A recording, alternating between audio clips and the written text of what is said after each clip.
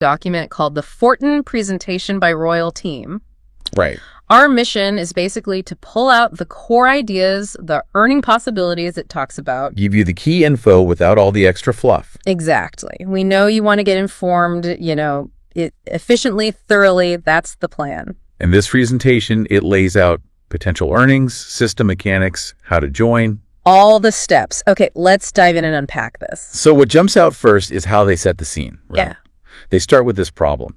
Centralized platforms, risk of scams, mentioning things like delayed withdrawals and payments and, how owners and admins have all the control. Okay, so setting up a contrast. Precisely. It paints a picture of risk in the current way things often work online. And then FORTON comes in as the fix. That's the pitch. Their big claim is no owner, no admin. Bold. Presented as like the fundamental difference. And right after that, the promise. Yeah. FORTON gives you opportunity to earn passively. So, problem, solution, attractive benefit, all laid out quickly. It definitely taps into that interest in decentralization, doesn't it? It does, and passive income is always a draw.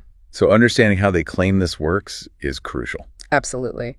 Which brings us to the 6 best income sources they list. Okay, what are they? Let's see, direct referrals, level upgrades, team earnings, recycle income, passive income, and reward income. Quite a few. And the headline claim is earn from every direction in FORTON. That multiple streams idea, common in these kinds of systems. Trying to show there isn't just one way to earn, maybe. Yeah, appeals to different people, different levels of effort, perhaps. Makes it sound robust. Then later they detail unlimited income streams. Some overlap here. Like what? Well, direct referrals income is there again, but also cross-line team income, auto-recycle income, global income reward, and upline passive income. So refining those initial 6 categories. Seems like it. Terms like cross-line and upline passive really point towards a network structure. Yeah. Definitely sounds like it. Your earnings potentially tied to others' activity. Which leads into the level system they describe. Right, the total 12 levels. They emphasize infinite income and auto-recycling. Infinite income. That's a big claim. It is. They give a base total profit example, 2,836 TON. TON being the crypto involved. Yes. And a specific example. 4 TON level price level profit partners, 85,128 level 3. Okay. That's a bit dense. Level 3 costs 4 TON. Maybe it makes 85 TON profit with 128 partners. Could be.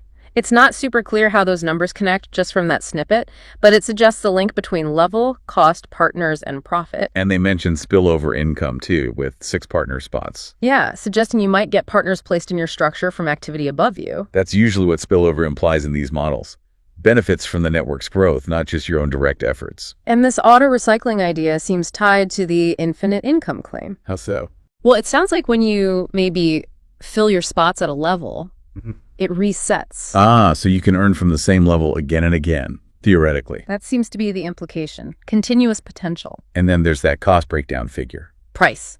4 TON, 50%, 50%. Right. That likely shows how the entry cost for a level gets split. Maybe half goes upline, half to the system, or something like that. Possibly. Common practice for funding the structure, maybe the recycling, maybe payouts, needs that TON wallet, as you said, to handle the crypto. Then there's this whole section on the passive income fund. Okay, what's the deal with that? The presentation says 25% of each level purchase is retained and goes to passive payment fund. So a quarter of every level payment goes into a central pool? Yeah. And they say every member who is active will be qualified for payouts from this fund. Active. That's a key word. Wonder what defines active. Good question. It also claims bigger income, bigger passive fund payouts. Makes sense. Right. If you're contributing more through upgrades, you might get more back.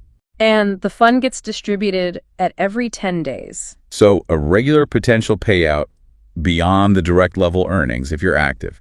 Interesting layer. The next bit focuses on potential income and growth. What's the message there? It repeats, you will earn money by your efforts. So not just passive, emphasizing action, but also auto upgrade, bigger income, and automatic growths.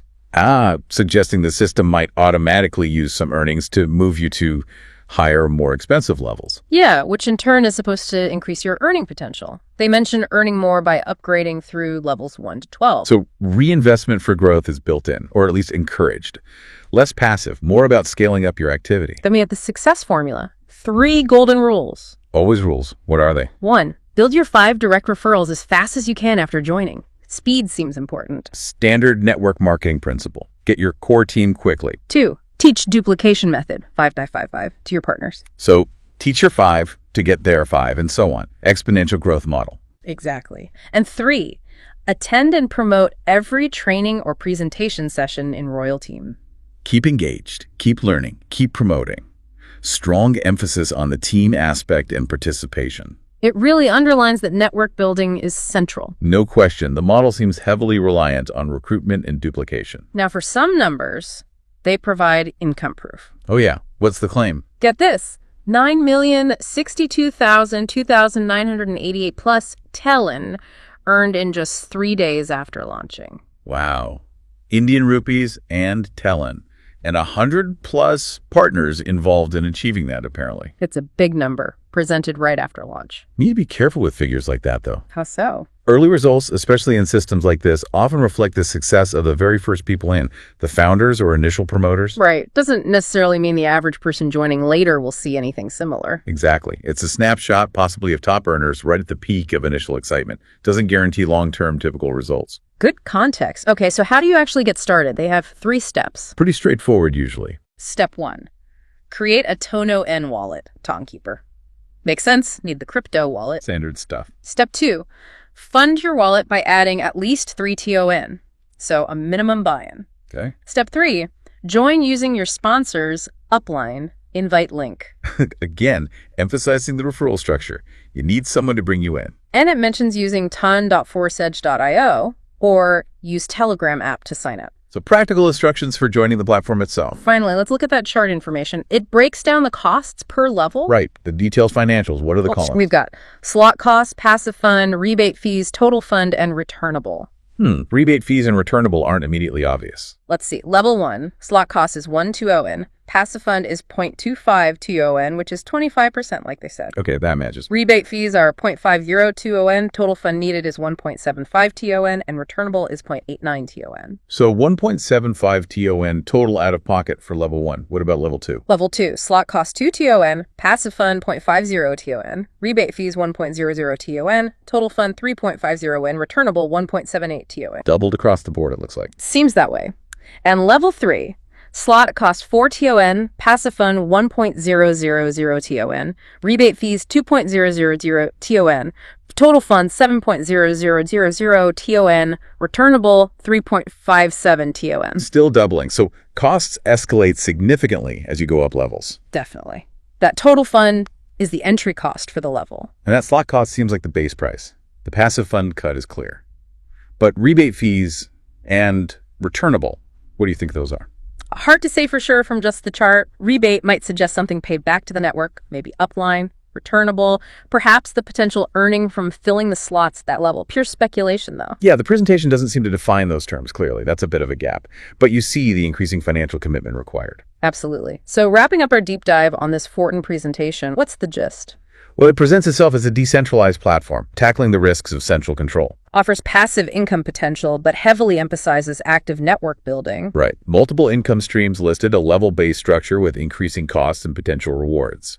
Auto-recycling for continuous earning potential, and that passive income fund from level purchases. And clear steps to join using TON crypto and a referral link. Plus, that cost chart giving a breakdown, even if some terms are a bit fuzzy. It paints a picture of opportunity, particularly through recruitment and upgrades. Definitely. It's structured to encourage network expansion and reinvestment into higher levels.